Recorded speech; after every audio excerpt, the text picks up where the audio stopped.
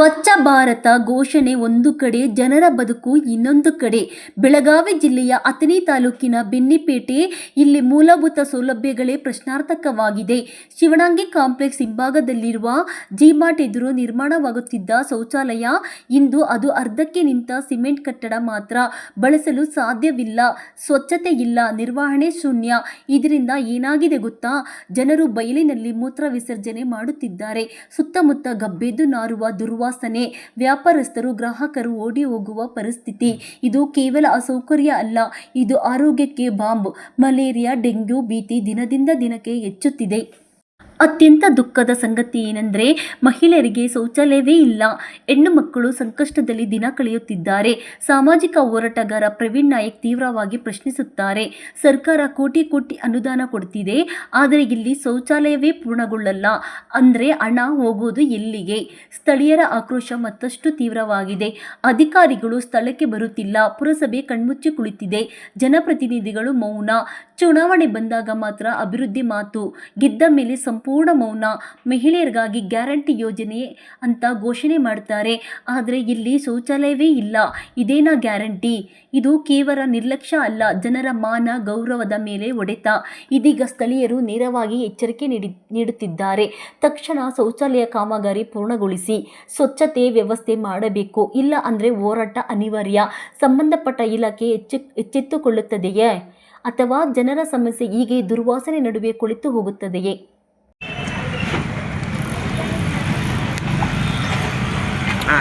ನಮಸ್ಕಾರ ಸರ್. ಇದು ಬೆಳಗಾವಿ ಜಿಲ್ಲೆ ಅಥಣಿ ತಾಲೂಕಿನಲ್ಲಿ MG ಮಾರ್ಕೆಟ್ನಲ್ಲಿ ಮೂತ್ರ ವಿಸರ್ಜನೆ ಮಾಡಲು ಸರಿಯಾಗಿ ಜಾಗವಿಲ್ಲ. ಈ ಥರ ಕೆಟ್ಟ ಗಲೀಜು ಮಾಡುತ್ತಾರೆ. ಯಾವುದೇ ರೀತಿಯಲ್ಲಿ ವ್ಯವಸ್ಥೆ ಮಾಡ್ತಾ ಇಲ್ಲ. ವ್ಯಾಪಾರಸ್ಥರಿಗೆ ತುಂಬ ಕಷ್ಟ ಆಗ್ತಾ ಇದೆ. ಇಲ್ಲಿ ಗಬ್ಬೆದ್ದು ಹೊಲಸು ನಾರ್ತಾ ಇದೆ. ಯಾವುದೇ ರೋಗದ ಭೀತಿ ಬಂದರೆ ಎದುರಾದರೆ ಸಮಸ್ಯೆ ಆಗುತ್ತೆ. ಇಲ್ಲಿ ಸಂಬಂಧಪಟ್ಟವರು ಕೂಡಲೇ ಕ್ರಮ ತಗೊಂಡು ಈ ಶೌಚಾಲಯ ಆಗಲಿ ಅಥವಾ ಇಲ್ಲಿ ಯಾವುದಾದ್ರೂ ಒಂದು ವ್ಯವಸ್ಥೆ ಮಾಡ್ಬೇಕಂತೇಳಿ ನಾವು ಕೇಳ್ಕೊಳ್ತೀವಿ. ಎಷ್ಟು ಬಾರಿ ವರದಿ ಮಾಡಿದ್ರು ಎಚ್ಚರಿಕೆ ಕೊಡ್ತಾ ಇಲ್ಲ.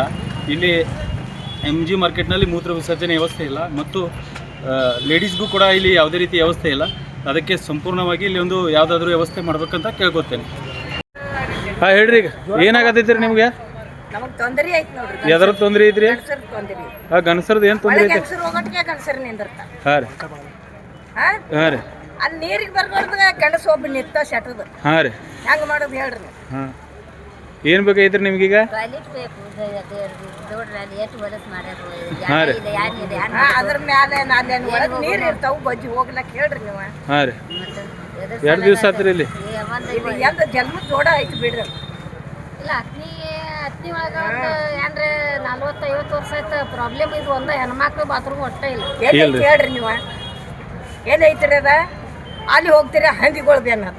ಹಾಂ ರೀ. ನೀವು ಯಾರಿಗೂ ಹೇಳಿಲ್ಲನ್ರಿ ಅಧಿಕಾರಿಗಳಿಗೆ? ಅದು ಕೇಳ್ಕೊತ ಬರೋಣ, ಅವ್ರಿಗೆ ಹೇಳ್ತೀವಿ. ಹೋಗಿ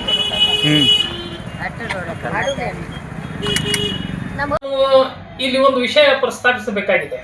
ಅದೇನಪ್ಪ ಅಂತಂದರೆ, ಅಥಣಿ ತಾಲೂಕು ಬಹಳಷ್ಟು ದೊಡ್ಡ ತಾಲೂಕು. ಇಲ್ಲಿ ಸುತ್ತಮುತ್ತಲು ಇರತಕ್ಕಂಥ ಹಳ್ಳಿಗಳ ಜನರು ಅಥಣಿ ತಾಲೂಕು, ಅಥಣಿ ಪಟ್ಟಣಕ್ಕೆ ಬಂದು ವ್ಯಾಪಾರ ವಹಿವಾಟವನ್ನು ನಡೆಸ್ತಾರೆ. ನೆರೆ ನಮಗೆ ಜಿಲ್ಲೆ ವಿಜಾಪುರ ಇರಬಹುದು, ನಮ್ಮ ಬಾಗಲಕೋಟೆ ಜಿಲ್ಲೆ ಇರಬಹುದು, ಹಾಗೂ ಇಲ್ಲಿ ಮಹಾರಾಷ್ಟ್ರ ನೆರೆಯ ರಾಜ್ಯದ ಜನರು ಸಹ ಅಥಣಿ ಪಟ್ಟಣಕ್ಕೆ ಬಂದು ವ್ಯಾಪಾರವನ್ನು ಮಾಡುತ್ತಾರೆ.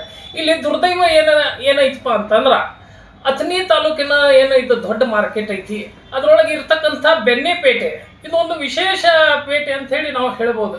ಇಲ್ಲಿ ವಿಶೇಷವಾಗಿ ಬೆಣ್ಣೆ ಸಿಗ್ತಿತ್ತು, ಅದಕ್ಕಾಗಿ ಇದಕ್ಕೆ ಬೆಣ್ಣೆಪೇಟೆ ಅಂತ ಹೇಳಿ ಹೆಸರು ಬಂದಿತ್ತು. ಇಲ್ಲಿ ಏನಾಗೈತಪ್ಪ ಅಂತಂದ್ರೆ, ಏನು ಮಹಿಳೆಯರು ಬರ್ತಾರೆ ವ್ಯಾಪಾರಕ್ಕಾಗಿ, ಈಗ ರೈತ ಮಹಿಳೆಯರು ಬರ್ತಾರೆ ವ್ಯಾಪಾರಕ್ಕಾಗಿ, ಆ ನೆರೆಹೊರೆಯ ಏನು ಮಹಿಳೆಯರು ಬರ್ತಾರೆ ಅವರಿಗೆ ಮೂತ್ರ ವಿಸರ್ಜನೆ ಮಾಡಲಿಕ್ಕೆ ಇಲ್ಲಿ ಅವಕಾಶ ಯಾವುದೇ ಸ್ಥಳ ಇಲ್ಲ. ಸುಮಾರು ವರ್ಷಗಳಿಂದ ಇದರ ಸಲುವಾಗಿ ಹಲವಾರು ಪತ್ರಿಕೆಗಳಲ್ಲಿ ಹಾಗೂ ಮಾಧ್ಯಮಗಳಲ್ಲಿ ಪ್ರಸಾರವಾದರೂ ಸಹ ಇಲ್ಲಿನ ಅಧಿಕಾರಿಗಳು ಮತ್ತು ಜನಪ್ರತಿನಿಧಿಗಳು ಯಾಕೆ ಸುಮ್ಮನಿದ್ದಾರೆ ಗೊತ್ತಾಗ್ತಾ ಇಲ್ಲ. ದಯಮಾಡಿ ನಾನು ನಮ್ಮ JDS ಪಕ್ಷದ ಪರವಾಗಿ ತಮಗೊಂದು ವಿನಂತಿ ಮಾಡ್ಕೋತೇನೆ. ಏನು ಮಹಿಳೆಯರಿಗೆ ಸಲುವಾಗಿ ಏನು ನೀವು ಗೃಹಲಕ್ಷ್ಮಿ ಕೊಡ್ತೀರಿ 2 ಲಕ್ಷ ರೂಪಾಯಿ, ಬಸ್ ಫ್ರೀ ಕೊಡ್ತೀರಿ, ಮೂತ್ರ ವಿಸರ್ಜನೆ ಮಾಡಲಿಕ್ಕೆ ಅವ್ರಿಗೆ ಯಾಕೆ ಅವಕಾಶ ಮಾಡಿಕೊಡುವುದಿಲ್ಲ?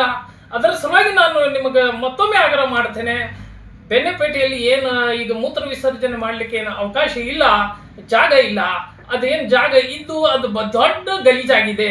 ಅದನ್ನು ಸರಿಪಡಿಸಿ ಅತಿ ಬೇಗನೆ ಇದಕ್ಕೊಂದು ಇತಿಮಿತಿ ಹಾಡ್ಬೇಕಂತ ಹೇಳಿ ಈ ಮುಖಾಂತರ ತಮ್ಮ ಮುಖಾಂತರ ನಾನು ಕೇಳ್ಕೊಳ್ತೇನೆ. ನಮಸ್ಕಾರ. ಅಥಣಿ ನಗರ ಬೆಳಗಾವಿ ಜಿಲ್ಲೆಯಲ್ಲಿ ದೊಡ್ಡ ತಾಲೂಕು ಆಗಿ ಇವತ್ತು ಹೊರಹೊಮ್ಮುತ್ತಾ ಇದೆ. ಜನದಟ್ಟಣೆ ಕೂಡ ಜಾಸ್ತಿ ಆಗ್ತಾ ಇದೆ. ಇಲ್ಲಿ ಸಂಬಂಧಪಟ್ಟಂಥ ಪುರಸಭೆ ಅಧಿಕಾರಿಗಳಾಗಲಿ ಆಡಳಿತ ಮಂಡಳಿಯವರಾಗಲಿ ಈ ಅಥಣಿ ನಗರದ ಸುಧಾರಣೆಯತ್ತ ಗಮನ ಹರಿಸಬೇಕೆಂದು ಮೊದಲೇ ಅವರನ್ನು ಕೇಳ್ಕೊಳ್ತಾ ಇದ್ದೇನೆ. ಯಾಕೆಂದರೆ ಅಥಣಿಗೆ ಸುತ್ತ ಹಳ್ಳಿಯಿಂದ ಜನರು ಮಹಾರಾಷ್ಟ್ರದಲ್ಲಿ ಅಥವಾ ಕರ್ನಾಟಕದ ಜನರು ವಹಿವಾಟು ಹಾಗೂ ವ್ಯಾಪಾರ ಸಲುವಾಗಿ ಸಾಕಷ್ಟು ಜನ ದಿನನಿತ್ಯ ಬರ್ತಾ ಇದ್ದಾರೆ. ಆದರೆ ಮಹಿಳೆಯರಿಗೆ ಹಾಗೂ ಯಾವುದೇ ರೀತಿ ಒಂದು ಮೂತ್ರ ವಿಸರ್ಜನೆ ಮಾಡಲು ಶೌಚಾಲಯ ವ್ಯವಸ್ಥೆ ಇಲ್ಲ. ಇದ್ದರೂ ಕೂಡ ಅಲ್ಲಿ ಸ್ವಚ್ಛತೆಯನ್ನು ಕೂಡ ಇಲ್ಲ. ಯಾವುದೇ ರೀತಿಯಿಂದ ಒಂದು ಮಹಿಳೆಯರು ಆಗಲಿ ಒಂದು ಮಾಧ್ಯಮದ ಮುಖಾಂತರ ಆಗಲಿ ವರದಿ ವಿಸ್ತಾರ ಆದರೂ ಕೂಡ ಇತ್ತ ಕಡೆ ಗಮನ ಹರಿಸುವುದು ಒಂದು ನಾಚಿಕೆಟ್ಟನ ಸಂಗತಿ. ಯಾಕೆಂದರೆ ಸಾಕಷ್ಟು ರಾಜ್ಯ ಸರ್ಕಾರದಿಂದ ಮತ್ತು ಕೇಂದ್ರ ಸರ್ಕಾರದಿಂದ ಹಣ ಬಂದರೂ ಕೂಡ ಇಲ್ಲಿ ದುರ್ಬಳಕೆ ಆಗುತ್ತಿರುವುದು ಎದ್ದು ಕಾಣ್ತಾ ಇದೆ. ಇದರ ಬಗ್ಗೆ ಸಾಕಷ್ಟು ಗಮನವನ್ನು ಹರಿಸಿ ಒಂದು ಸ್ವಚ್ಛತೆಯನ್ನು ಕಾಪಾಡಬೇಕೆನ್ನೋ ಮಾತನ್ನು ಕೂಡ ಇವತ್ತು ಸ್ಪಷ್ಟವಾಗಿ ಹೇಳ್ತಾ ಇದ್ದೀನಿ. ಇವತ್ತು ಕೇಂದ್ರ ಸರ್ಕಾರ ದಿನನಿತ್ಯ ಒಂದು ಡಂಗೂರನ್ನು ಬಾರಿಸ್ತಾ ಇದೆ, ಸ್ವಚ್ಛ ಭಾರತ. ಆದರೆ ಇಲ್ಲಿ ಅಥಣಿಗೆ ಆ ಮಾತು ಅನ್ವಯ ಆಗ್ತಾ ಇಲ್ಲ. ಎಲ್ಲಿ ನೋಡಿದರೂ ಕೂಡ ಒಂದು ಗಲೀಜು ವಾತಾವರಣ ಇದೆ. ಪ್ರತಿಯೊಂದು ಬೆಣ್ಣೆ ಮಾರ್ಕೆಟ್ ಅಷ್ಟೇ ಅಲ್ಲ, ನಗರದಲ್ಲಿರುವಂಥ ಕೆಲವು ಸಾರ್ವಜನಿಕ ವಲಯಗಳು ಕೂಡ ಯಾವುದೇ ರೀತಿ ಸ್ವಚ್ಛತೆಯನ್ನು ಎತ್ತು ಕಾಣ್ತಾ ಇಲ್ಲ.